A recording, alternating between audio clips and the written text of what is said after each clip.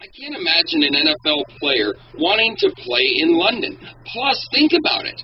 You got to fly to play the Vikings in Minnesota. Now, that's a 10, 11-hour trip, and it just doesn't make a lot of sense. You know what I'm saying? Hawaii has a hard enough time. I mean, imagine the players on Hawaii having to fly to New Mexico or fly to UNLV or Air Force, in Colorado, or those teams going to Hawaii. UMass, University of Massachusetts at Amherst, the Minutemen, played a game a couple weeks ago in Hawaii.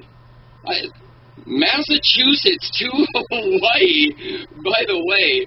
Number one, there's not a direct flight from Hartford to Hawaii, and I looked online this morning. I didn't see a direct flight from Boston to Hawaii, so I don't necessarily know what the Minutemen did, if they had a connecting flight, which would have made it a 14-hour trip, but at least they're going to Honolulu and not having to go to the rainy, dreary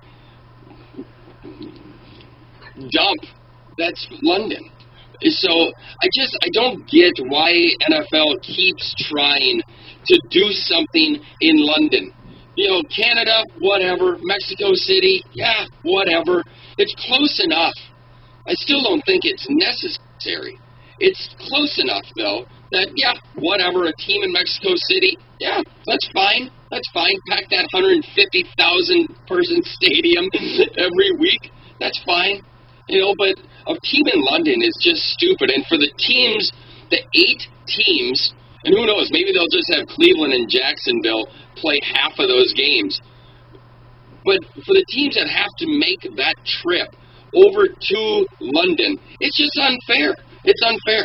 That's worse than having a Thursday night football game.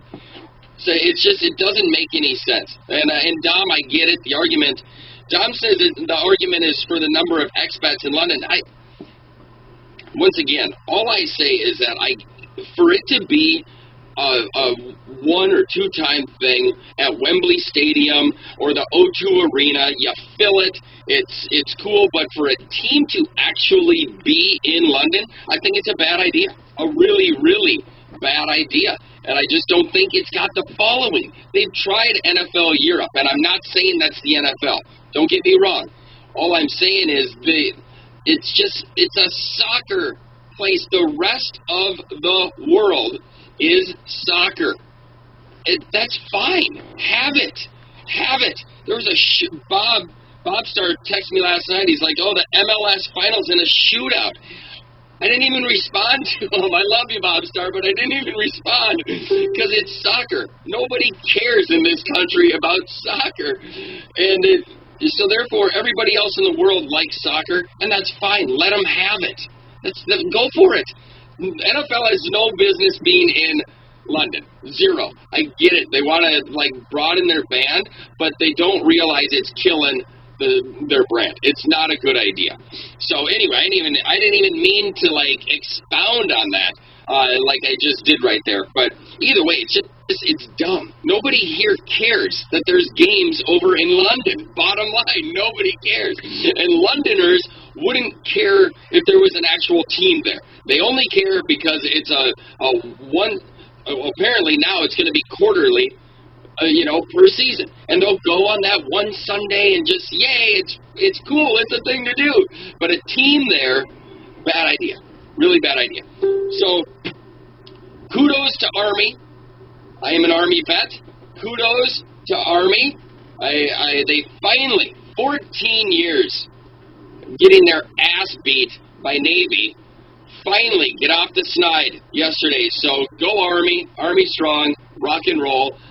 You finally won. Beat the midshipmen yesterday.